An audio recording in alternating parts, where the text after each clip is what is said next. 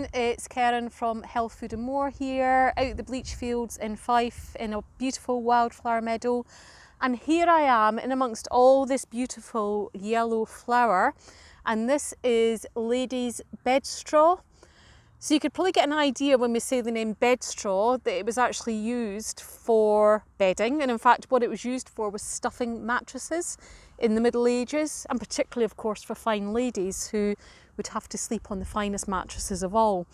Now, ladies' bedstraw was used as a stuffing for mattresses, one, because it's nice to lie on, but two, it's very rich in something called coumarins, and fleas don't like coumarins. So it was actually put into mattresses to stop fleas getting in there and to prevent infestation.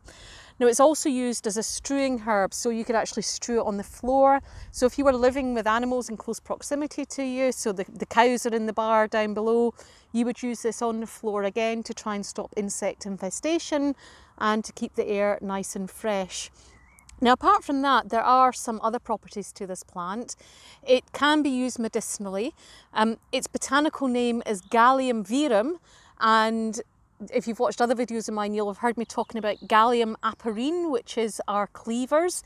Now, it's thought that ladies' bedstraw is very like cleavers in its medicinal action. So it's a cleansing diuretic, would help support the lymphatic system. So one that can be used as an internal remedy. And it's also been used throughout the ages as a culinary herb. It can be used as an alternative to rennet. So if you were vegan and looking for something to put into your vegan cheeses, then you can use this as an alternative. It can be used as a food colouring as well. They use this to help produce cheese and to colour their cheese.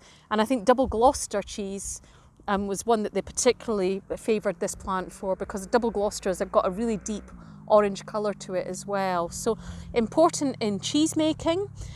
It was an important dyeing herb, and you would get a yellow dye from the leaves and the flower and a beautiful deep red dye from the roots. And in the Hebrides they used this to give a lovely deep red like a madder to their dyeing, so one that's traditionally been used in Scotland as well. It's really abundant locally here. It's really lovely to have in the meadow, and I think just such a beautiful plant to have, and with such an interesting history behind it. I think one that hopefully you'll spot and recognise next time you're out. And if you're in a beautiful meadow on a nice summer's day, you could just lay back in the ladies' bedstraw and enjoy a peaceful nap in the sun. Bliss. Happy foraging!